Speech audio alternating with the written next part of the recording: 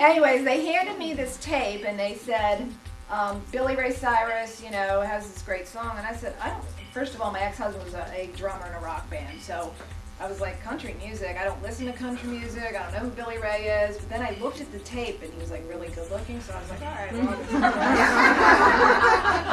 so I started playing this song. And I think like when you're like in that dark of a place, you know, and all these bad things are happening, it was like it lifted my spirits. I would come home from work and I would play that song, and even my kids we would dance around the townhouse and we were happy or whatever, just play this song over and over. Well, about a month later, the same neighbor came over and said to me, Billy Ray's playing at the Patriot Center in Fairfax, Virginia. I said, yeah, so? And they said, well, you know, I said, when's he playing? They said, October 23rd, 1992. I said, oh, that's really weird. That's my birthday. So I don't know where the thought came from, but all of a sudden I became obsessed that I'm going to meet Billy Ray Cyrus. He has something important to tell me, and it's going to change my life. And I just dwelled on that thought every single day, probably because there's nothing else really good going on. So maybe I was delusional. My friends tell me that. My dad always says insanity runs in the family, so I think I was a little bit of both. And I began planning, you know, to meet Billy Ray and go to the concert. Now I have to say, in my younger days, we had friends who were ticket scalpers. We went to a lot of concerts, and we did meet a lot of bands and stuff like that. So I had a plan, you know, how we were going to do this. Of course, I wasn't 18 anymore, but I thought I could still work with the right outfit and everything. So I enlisted one of my girlfriends, Jackie, to go to the concert with me. We bought tickets. We didn't get great seats. They were okay. And the plan was, of course, after the concert was over, that we would try to, you know, hook up with what they call the roadies, the guys who set up the band equipment and things like that, and try to get backstage. Well, our plan didn't work so well. We got kicked out 4 times out of the Patriot Center. But you always have plan B, right? That's one of the lessons here. You always have plan B, plan C, plan D. So plan B was, after we got kicked out, was to wait for the limousine to come outside the Patriot Center, and then we would just follow the limousine wherever they were going, and then we would hook up with Billy Ray. So we're sitting out there, I mean, I don't know, it's like maybe 11, 12 o'clock at night, we're waiting, you know, for the limo to come out, and the limo comes out, and there's Billy Ray, and he's outside a little sunroof, or the moonroof, or whatever that thing is called, and he's signing autographs, and he's videotaping all his fans, and like an hour of this goes by, and I'm like, I wish he would just get in the limousine and go where he's going so we could follow him. So I was not the only woman with this brilliant idea, as I said. I was a good-looking guy. And there were like 50 women who had the same idea that I had. They were all going to follow Billy Ray in the limo.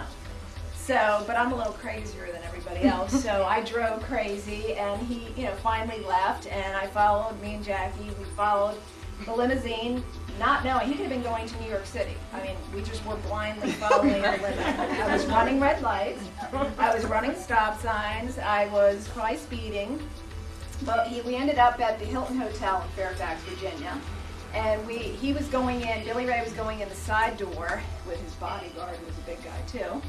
And all of a sudden, I felt like it was an Elvis scene. These women just came running out of their cars, chasing Billy Ray across the parking lot. And even my friend, who could care less about Billy Ray, just came for me. She had gotten on this like adrenaline high, and she was just chasing Billy Ray up and left in the car. So I go park him, and I walked up to the elevator. Billy Ray actually grabbed my arm and pulled me inside the elevator. And Jackie had already told him it was my birthday, so he said, oh, is this the birthday girl? And I went in there and I said, yes. And he goes, is it really your birthday? And I said, yeah. So he ended up signing an autograph for me, and then he was talking to other people, and the bodyguard kind of, ushered me away, and he said, Billy Ray is going upstairs for the night, and everybody out, and he pushed everybody out. And Billy Ray went to hand me a rose, and the elevator door closed, and I never got my rose. And he says, you should be happy you got an autograph. I said, no, I need to talk to Billy Ray. You don't understand, and I'm giving him my song and dance, and he says, listen, I'm so sure he's used to dealing with all these women. Listen, I'm going to call hotel security, and I'm going to have you, but he didn't want to hear it. He said, I'm going to have you kicked out. So I start arguing with him, and he says, okay, I'm getting ready to call Jack. He says, Michelle, I don't want to go to jail tonight. I don't want to go to jail for Billy Ray. So when I dialed the number, Billy Ray answers the telephone. They were in separate rooms across from each other. And I said, he goes, who's this? And I said, it's the birthday girl. And he said, you mean the girl in the red dress? And I said, yes. He remembered the dress. And he goes, where are you? And I said, I'm standing on the 12th floor, and I can see your room from here, and your bodyguard won't let me down there. And he goes, wow, you're a very strong and persistent woman. Not a lot of women make it up here. And I said, it's my birthday wish to meet you and talk to you. And he said, really? And he said, well, he said, I hurt my back a little on stage, and masseuse is coming up, and, you know, and he says, give me your phone number, because we were staying at another hotel. And he says, when I'm done, I'll call you. But I couldn't really sleep because I was so excited, you know, and so, I don't know, it probably was like 2 in the morning and the phone rings and it's Billy Ray Cyrus, and he goes, is it too late? And I didn't want to sound too eager, so I was like, well, you know, I was falling asleep. Well, you know, if it's too late, I said, no, that's okay. I said, come back over. And I said, okay. I said, I'll be right there. I didn't even know where I was going. I didn't have directions. I didn't have a GPS back then. I didn't have directions. I just got on the highway and looked for the tall Hilton Hotel and drove back, you know, the direction. And Jackie stayed at the hotel.